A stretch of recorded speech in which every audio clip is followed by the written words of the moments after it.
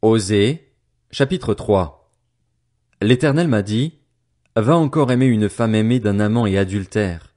Aime-la comme l'Éternel aime les Israélites, alors que, ils se tournent vers d'autres dieux et aiment les gâteaux de raisin. Je l'ai acheté pour 15 pièces d'argent et 330 litres d'orge. Je lui ai dit, tu resteras longtemps à moi, sans te livrer à la prostitution ni appartenir à aucun homme, et j'agirai de même envers toi. En effet, les Israélites resteront longtemps sans roi, sans chef, sans sacrifice, sans statut, sans éphod et sans téraphim. Après cela, les Israélites reviendront. Ils rechercheront l'Éternel, leur Dieu, et David, leur roi, et ils retourneront en tremblant vers l'Éternel et vers sa bienveillance, dans l'avenir. Osée, chapitre 4. Écoutez la parole de l'Éternel, Israélites, car l'Éternel a un procès avec les habitants du pays. Il n'y a pas de vérité, pas de bonté, pas de connaissance de Dieu dans le pays.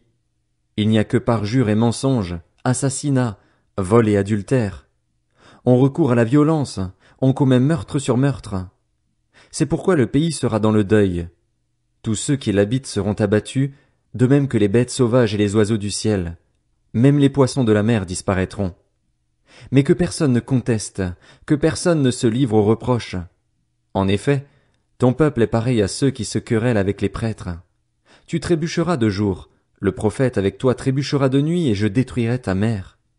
Mon peuple est détruit parce qu'il lui manque la connaissance. Puisque tu as rejeté la connaissance, je te rejetterai. Tu ne pourras plus exercer la fonction de prêtre pour moi. De même que tu as oublié la loi de ton Dieu, j'oublierai aussi tes enfants. Plus ils se sont multipliés, plus ils ont péché contre moi. Je changerai leur gloire en honte. Ils se nourrissent des péchés de mon peuple, ils sont avides de ses fautes.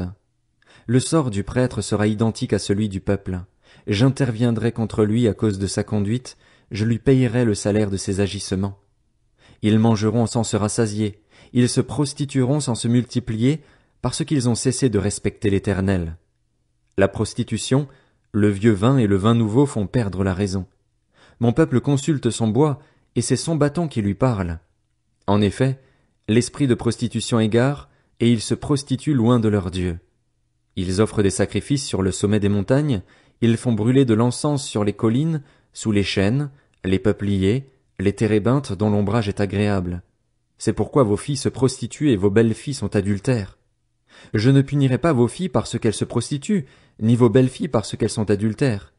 En effet, eux-mêmes vont à l'écart avec des prostituées et sacrifient avec des femmes débauchées.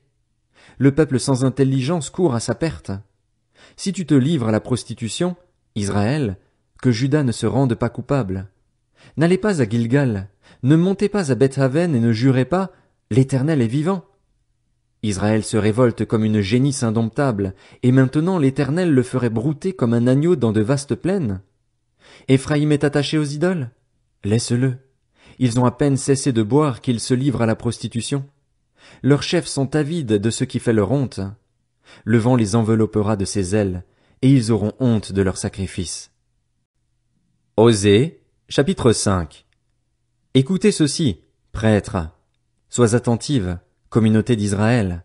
Prête l'oreille, famille du roi. En effet, c'est à vous que le jugement s'adresse parce que vous avez été un piège à Mitzpa et un filet tendu sur le Tabor.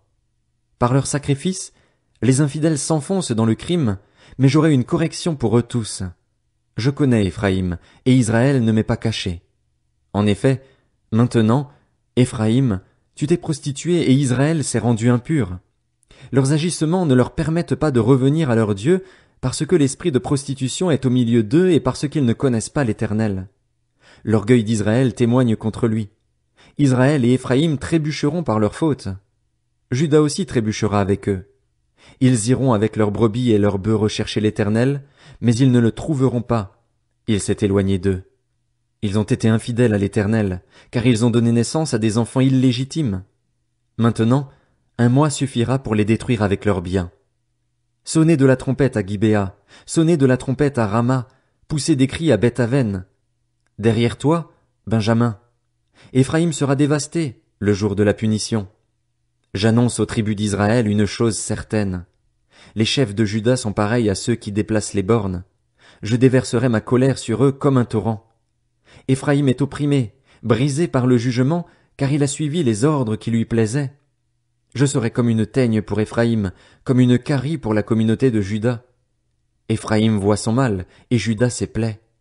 Éphraïm se rend en Assyrie et s'adresse au roi Jareb, mais ce roi ne pourra pas vous guérir ni porter remède à vos plaies. Je serai comme un lion pour Éphraïm, comme un lionceau pour la communauté de Juda.